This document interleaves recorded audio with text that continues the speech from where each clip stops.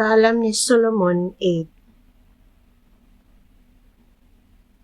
Ang iyang dakong gahom miabot ngadto sa tangbahin sa kalibutan o gipahimutang niya pag-ayo ang tanan.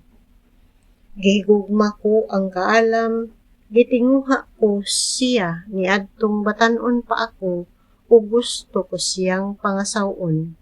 Nabihag ako sa iyang katahom, gihimaya sa kaalam ang iyang hamili nga kagikan pinaagi sa pagpuyo uban sa Dios, ang Ginoo sa tanan, kinsa nahigugma kaniya.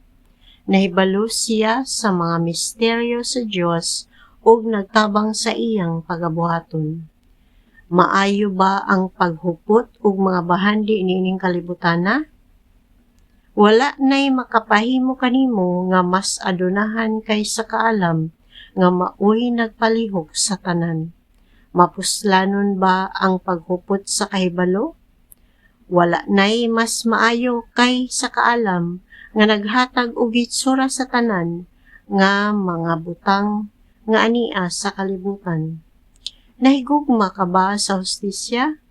Ang tanan nga mga dalaygong kinaiya bunga sa buhat sa kaalam.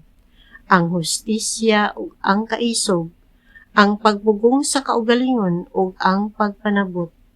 Ang kinabuhi dili makatanyag kanato ug mas bilihon pa kay niining mga butanga. Buot ba ikaw nga magbaton og lapad nga kasinatian? Ang kaalam nahibalo sa mga pagtulun-an sa kasaysayan ug makahibalo sa mahitabo sa umaabot. Nasayod siya unsaon paghubad sa gisulti sa mga tawo ug unsaon pagsulbad ang mga suliran. Mahibalo siya sa mga milagro nga buhaton sa Dios ug sa mga sangputanan sa mga panghitabo sa kasaysayan.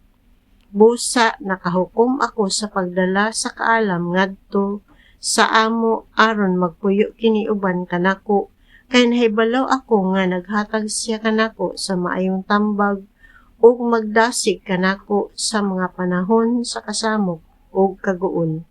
Mingon ako sa akong kaugalingon, tungod kaniya pasidunggan ako sa bisan diing tigom.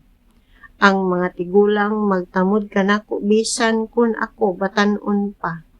Makaplagan nila nga ang akong mga huna-huna nagpakita og halalom nga pagpanugkad ug kadtong anaa sa gahom magdaldayig kanako. Kung maghilom ako, maghulat sila kanusa ako musulti ug inigsulti nako, mamati sila. Bisan kung taas ang akong isulti, mamati sila pag-ayo. Tungod sa kaalam dili ako mamatay, magpuyo ako hangtod sa kahangturan diha sa panumduman sa magsunod kanako. Magbaton ako og gahom diha sa mga nasod ug mga tawo. Ang gikadlukan nga mga hari mapuno sa kalisang sa diha nga hisgutan ang akong ngalan. Mahimo akong bantugan ingon nga usa ka maayong hari ug usa ka maisog nga sundalo. Inigpauli nako sa akong balay, makaplagan ko ang katagbawan kay walay pa nagsumpaki o kasakit diha sa pagpuyo uban sa kaalam, kundili kalipay lamang o kasadya. Busa ako kining gihuna-huna, ang pagpakigminyo sa kaalam mo'y pagpuyo hangtod sa kangturan. Ang paghigugma kaniya mao'y kalipay nga hingpit, ang paghimos sa iyang buhat mao'y pagkabahandianon nga labaw sa tanan.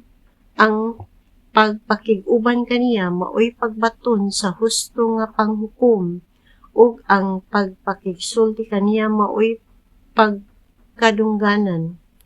Unya nahugot ang akong huna-huna sa pagdawat sa kaalam ingon nga akong asawa.